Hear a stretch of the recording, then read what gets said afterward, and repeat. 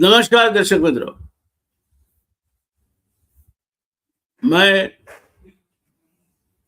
आपका दोस्त डॉक्टर जयनारायण व्यास आपकी चाहती चैनल खबरदार के लिए खबरदार जो आपको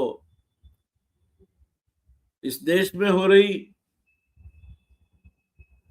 अगत्य की घटनाक्रम से वाकिफ रखे, जुड़े हुए रखे और साथ साथ आपके सामने जो विकल्प आ रहे हैं वो विकल्पों से भी आपको विदित कराया जाए। दोस्तों, प्रश्न आज हम करने जा रहे हैं कि उत्तर प्रदेश में कैसी खिचड़ी पकेगी।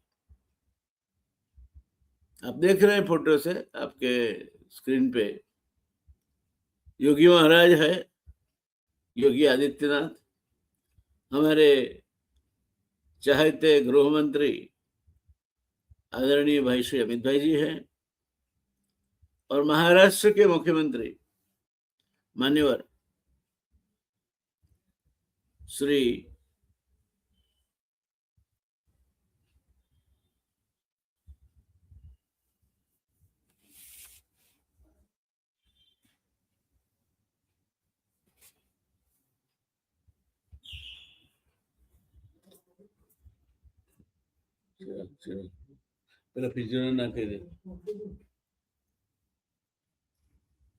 महाराष्ट्र मुख्यमंत्री नाम શું?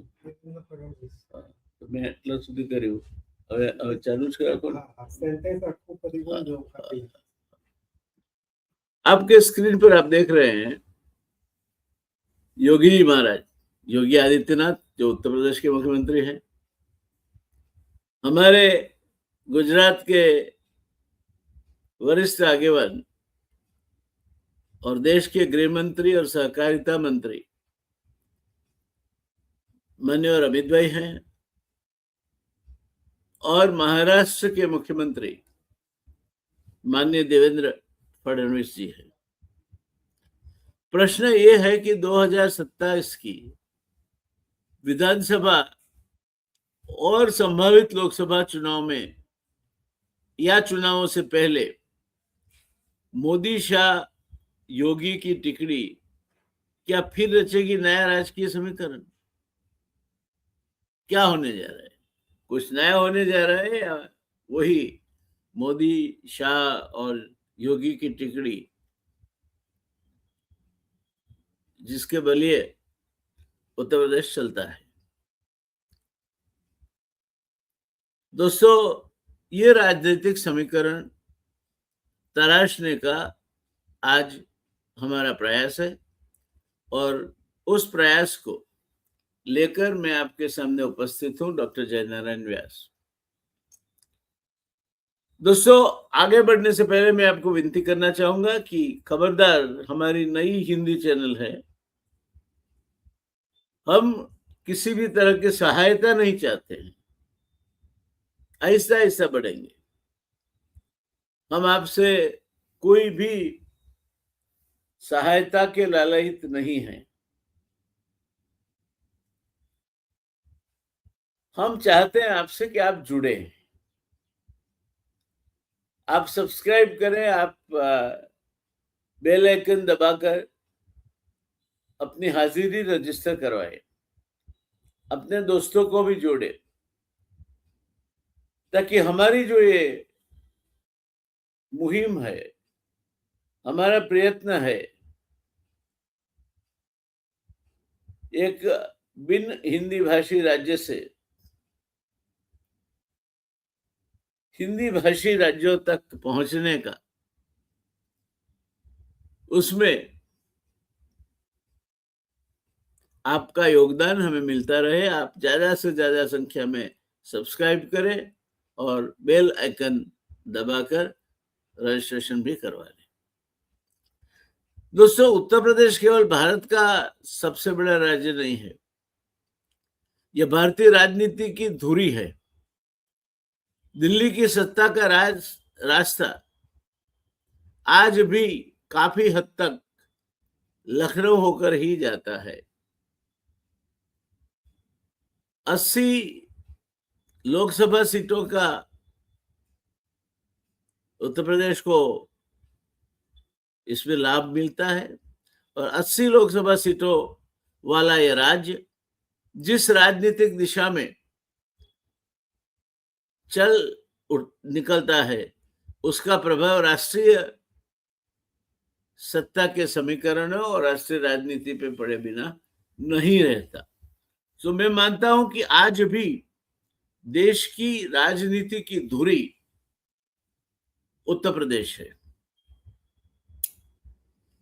यही कारण है कि 2027 का उत्तर प्रदेश का विधानसभा चुनाव केवल राज्य की सरकार तय करने की एक प्रक्रिया नहीं है, आप समझ लीजिए। यह चुनाव सिर्फ राज्य सरकार तय नहीं करेगा, बल्कि अगले लोकसभा चुनाव की भूमिका भी लिख कर जाएगा। आज सबसे बड़ा प्रश्न यह नहीं है कि भारतीय जनता पार्टी चुनाव जीतेगी या नहीं जीतेगी। वास्तविक प्रश्न यह है कि क्या नरेंद्र मोदी, अमित शाह और योगी आदित्यनाथ की टिकड़ी उसी सामंजस्य, रणनीतिक स्पष्टता और संगठनात्मक शक्ति के साथ आगे बढ़ेगी जिसने पिछले एक दशक में भारतीय राजनीति को एक दिशा दी है।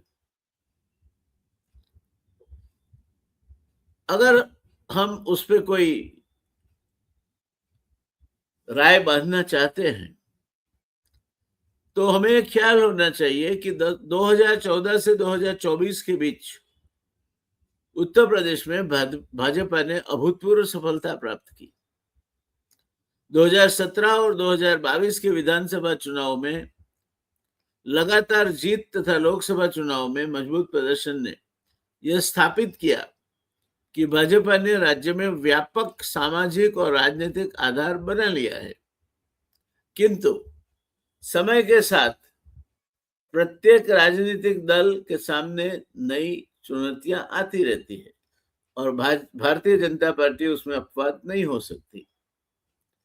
अब भाजपा को केवल विपक्ष से ही नहीं बल्कि सत्ता विरोधी भावना, एंटी इनकम्बेंसी से भी लड़ना है, स्थानीय असंतोष से लड़ना है, सामाजिक समीकरणों के बदलाव और संगठनात्मक ऊर्जा बनाए रखने जैसी चुनौतियों से भी भाजपा को जूझना होगा।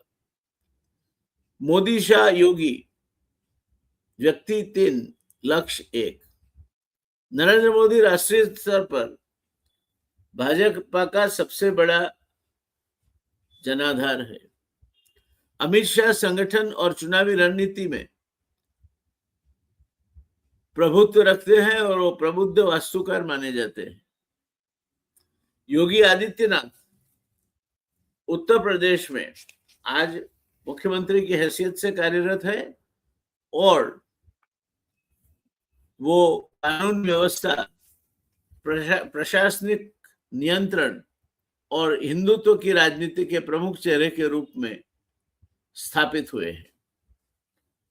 इन तीनों नेताओं की राजनीतिक शैली अलग अलग है, लेकिन पिछले वर्षों में इनकी संयुक्त कार्यशैली भाजपा की सबसे बड़ी ताकत रही है।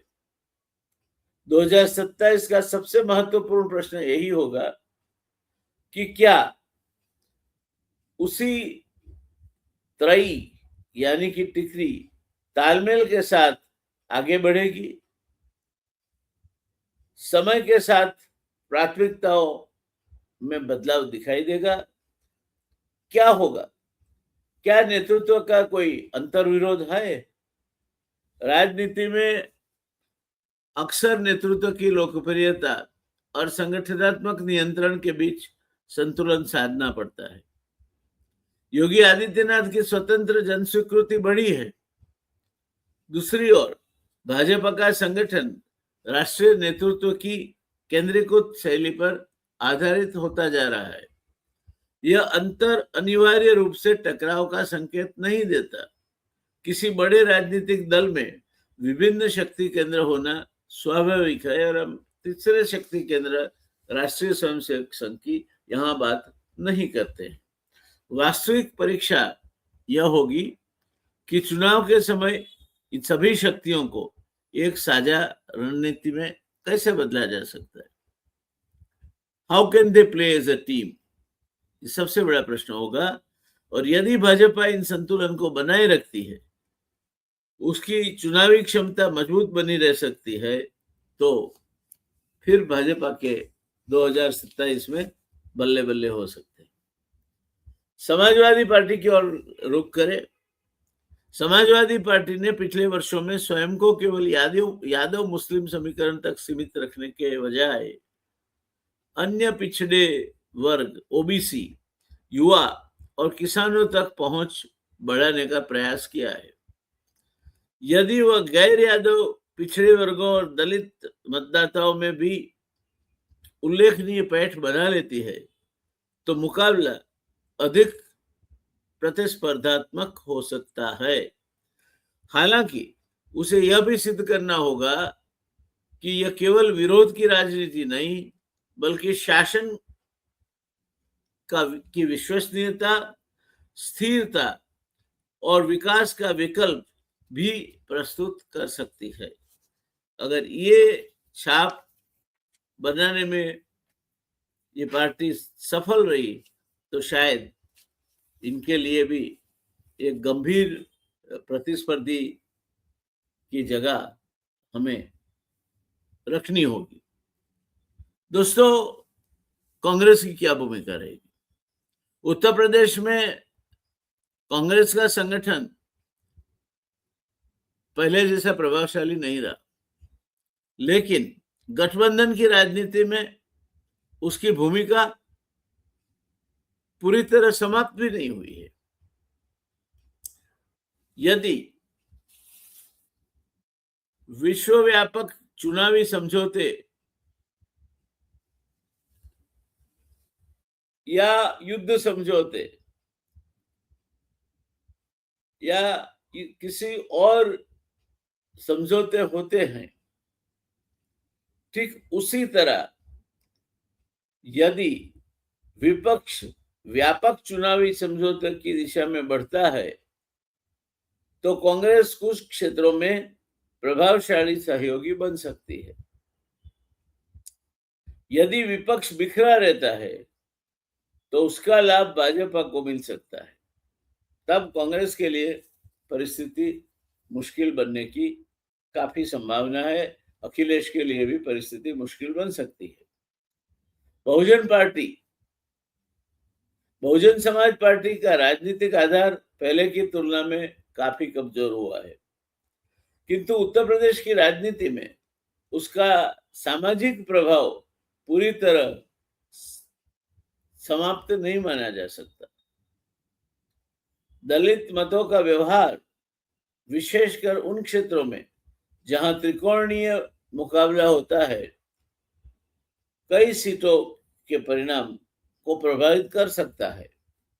यानी बहन मायावती को आज भी आप बिल्कुल स्पैंड फोर्स समझकर नहीं चल सकते।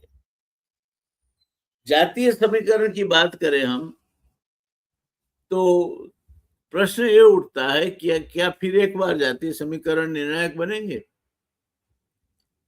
दोस्तों, उत्तर प्रदेश का चुनाव केवल विकास या केवल पहचान की राजनीति से तय नहीं होता।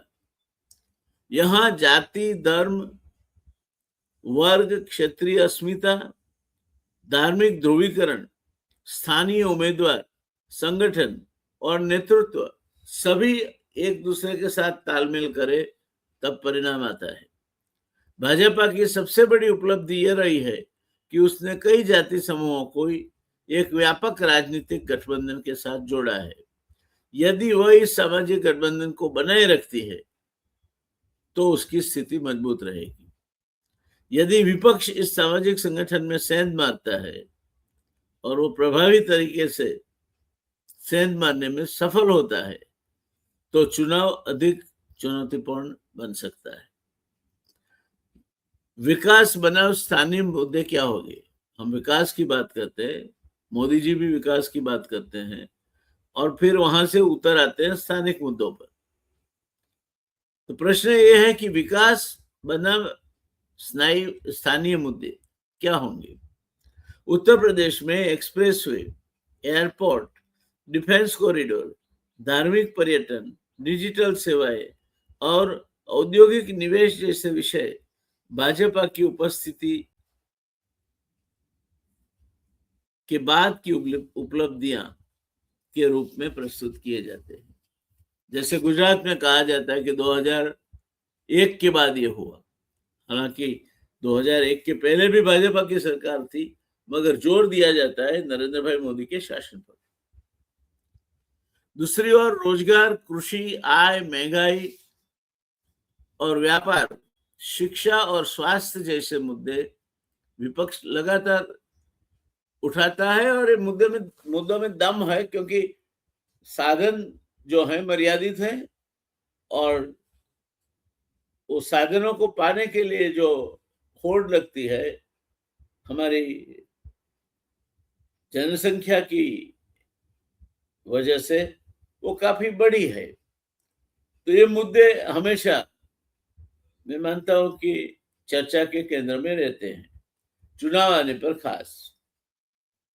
संभावना है कि 2027 का चुनाव राष्ट्रीय नेतृत्व और स्थानिक प्रशासन प्रदर्शन दोनों में संयुक्त मूल्यांकन पर आधारित होगा। क्या लोकसभा चुनाव समय से पहले आ सकते हैं? ताकि उत्तर प्रदेश में लोकसभा और विधानसभा चुनाव और अन्यत्र भी जहां विधानसभा चुनाव हो रहा है जैसे गुजरात, एक साथ हो, क्या ये शक्यताएं देखी जा सकती है? भारतीय संविधान के अनुसार लोकसभा का कार्यकाल 5 वर्ष का ठहरा है। हालांकि विशेष परिस्थितियों में लोकसभा को समय से पहले भंग किया जा सकता है। राजनीतिक विश्लेषकों के बीच समय समय पर यह चर्चा होती रही है कि यदि किसी सरकार को व्यापक जनसमर्थन और अनुकूल राजनीतिक परिस्थिति दिखाई दे और अगर उन्हें लगे कि जो हवा है उनके मुताबिक चल रही है, ऐसी परिस्थिति में किसी भी समय पर वो चुनाव करने का विचार कर सकती है। दूसरी ओर ऐसा कोई निर्णय अनेक संवैधानिक, राजनीतिक और प्रशासनिक पहलुओं से जुड़ा होता है। वर्तमान समय में समय पूर्व लोकसभा चुनाव की कोई आधिकारिक घोषणा या संकेत उपलब्ध नहीं है, इसीलिए इस संभावना को केवल राजनीतिक अटकलों से ज्यादा आज की तारीख में नहीं गिना जा सकता। आगे के प्रश्न पे चलते हैं कि क्या मोदी, शाह, योगी फिर बनाएंगे साझा चुनावी मोर्चा? इस प्रश्न का उत्तर केवल व्यक्तियों में नहीं बल्कि संगठन की कार्यप्रणाली में छिपा है। संगठनात्मक अनुशासन भाजपा बनाए रखती है, नेतृत्व के बीच समन्वय कायम है, सामाजिक गठबंधन को विस्तार दे रही है, स्थानीय असंतोष का समय रहते समाधान करती है और विकास तथा सुशासन के एजेंडे को प्रभावी ढंग से जनता तक पहुंचाने में भारतीय जनता पार्टी काफी सक्षम है। उनके सोशल मीडिया से लेकर अन्य माध्यमों तक उनका जो प्रभाव है वो भारतीय जनता पार्टी को औरों के सामने एक निर्णायक बढ़त देता है। देखना है क्या होता है। लेकिन यदि स्थानीय नेतृत्व टिकट वितरण, सामाजिक प्रतिनिधित्व या संगठनात्मक संवाद में चुनौतियां बढ़ाए तो विपक्ष को अवसर मिल सकता है। हालांकि ये अकेले ही करेंगे और विपक्ष सब ठीक करेगा, ये मानना भी मैं मानता हूं कि ज्यादा भोलापन है। विपक्ष में भी ये हो सकता है टिकटों के बंटवारे में कोई गड़बड़ी हो, कहीं और कोई आक्षेप लगे, गुटबाजी हो, अंदर अंदर एक दूसरे के पांव खींचने की रमत खेली जाए, वो कुल मिला के पार्टी को नुकसान करती है। फिर भारतीय जनता पार्टी हो या किसी और पार्टी हो, भारतीय जनता पार्टी इसको संभालने के लिए कंपैरेटिवली ज्यादा सक्षम है, क्योंकि उनके साथ सरकारी तंत्र भी काम करता है, वो अकेली नहीं है। भारतीय जनता पार्टी के साथ 5 एम जुड़े हैं। पहला एम है इनका मेंबरशिप, सबसे ज्यादा विश्व में मेंबरशिप वाली ये पार्टी है। दूसरा एम है मनी पावर, इनके पास कितने पैसे हैं किसी को मालूम। तीसरा एम है मशीनरी, मशीनरी यानी कोई यंत्र नहीं, सरकारी मशीनरी, जो तहसीलदार से लेकर ऊपर तक चुनावी काम जैसे पॉलिटिकल पार्टी के वर्कर हो, ठीक उसी तरह करते हुए पाए जाते हैं। फिर चौथा एम है मशीन के बाद का, वो एम है मैनेजमेंट। शक्ति केंद्र से लेकर बूथ मैनेजमेंट से लेकर हर स्तर पर आज की तारीख में बेझिझक कहा जा सकता है कि भारतीय जनता पार्टी काफी आगे है। और पांचवा और आखिरी एम है मसल पावर।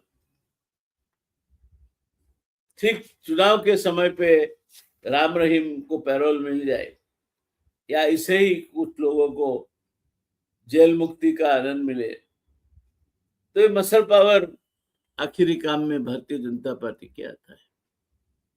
निष्कर्ष ये है कि उत्तर प्रदेश का चुनाव आने वाले समय में भारत को एक दिशा देगा। 2027 से उत्तर प्रदेश चुनाव केवल सत्ता परिवर्तन का प्रश्न नहीं रहा, न होगा।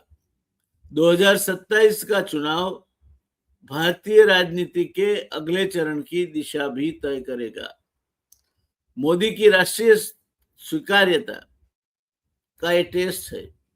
अमित शाह की चुनावी रणनीति और योगी आदित्यनाथ का राज्य स्तरीय नेतृत्व यदि एक ही राजनीतिक लय में चलते हैं, तो भाजपा के लिए वह एक बड़ी ताकत सिद्ध हो सकती है।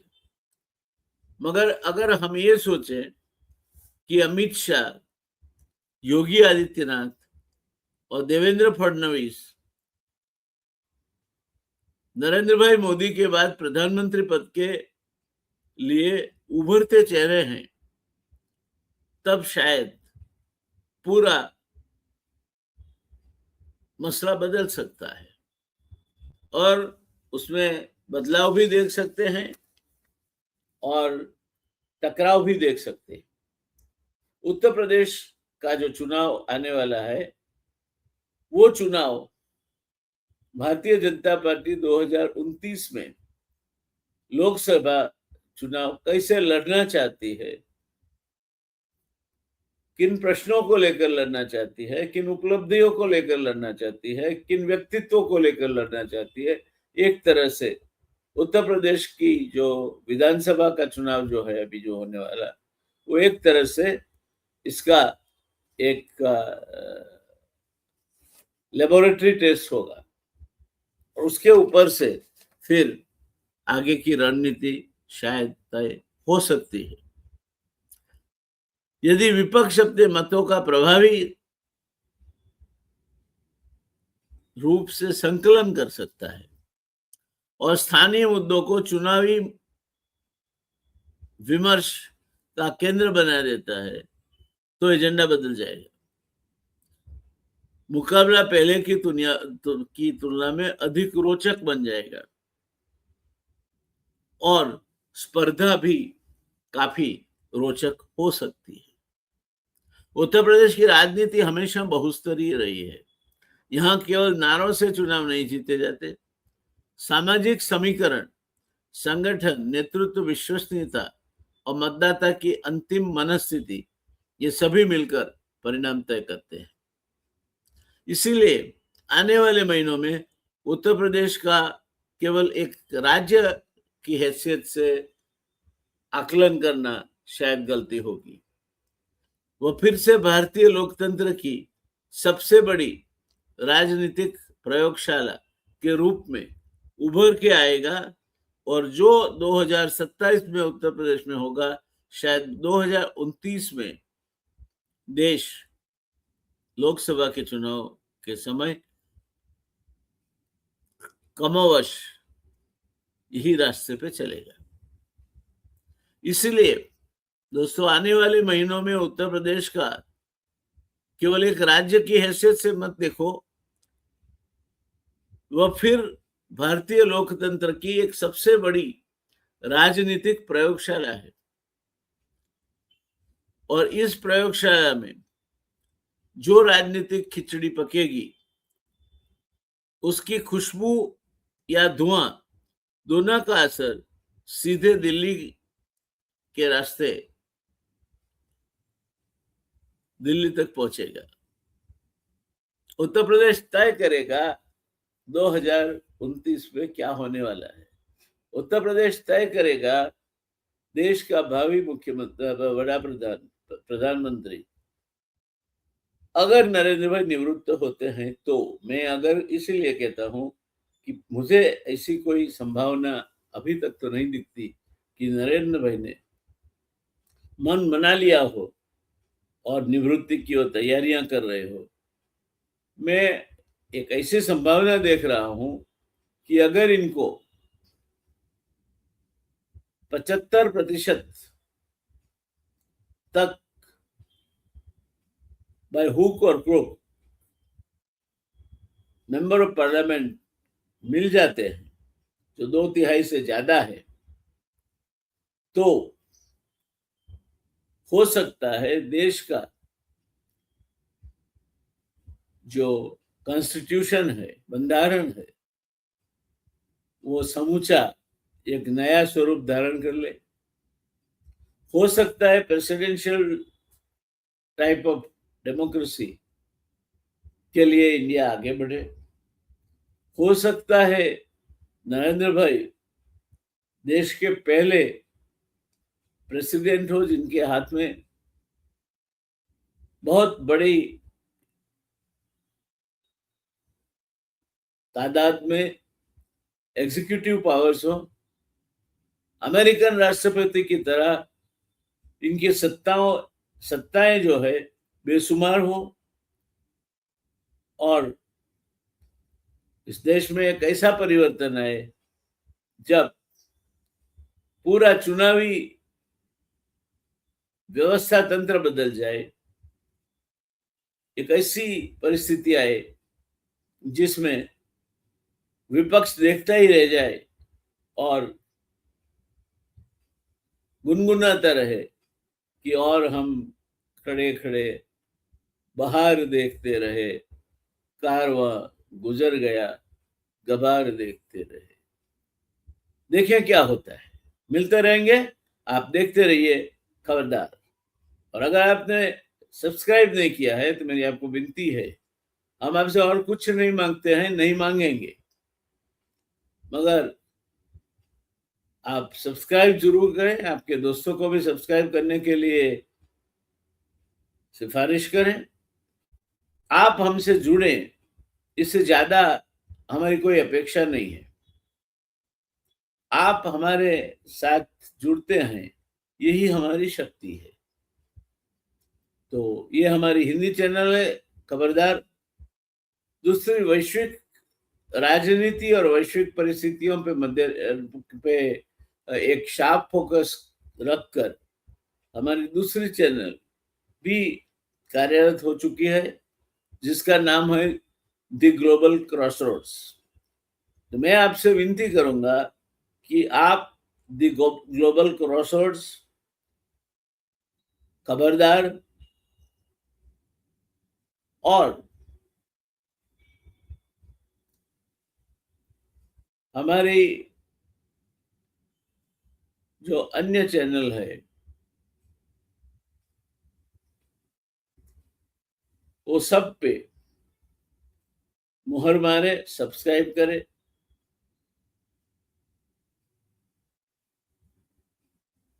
हम आपको देखने चाहेंगे अंग्रेजी चैनल पर भी, जहां विश्व के बनावों की राजनीति की चर्चा होती रहेगी, ग्लोबल एक्स एक्स क्रॉसरोड्स। हम आपको देखना चाहेंगे हमारी हिंदी चैनल खबरदार पे।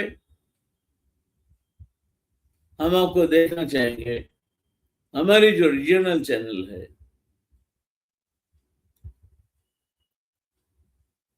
उस पे भी। हमसे जुड़े, ज्यादा से ज्यादा मात्रा में जुड़े, हमें प्रोत्साहित करें। ये विनती के साथ आज का ये एपिसोड यहीं हम समाप्त करते हैं। इंतजार रहेगा आपके अवलोकनों का, इंतजार रहेगा आपके सूचनों का, इंतजार रहेगा आपकी ओर से अगर कोई कहीं किसी चीज पूर्ति करने लायक हो तो उसके सजेशन का। मिलते रहेंगे हम। धन्यवाद दोस्तों। मैं जय नारायण व्यास आपसे विदा लेता हूँ। धन्यवाद।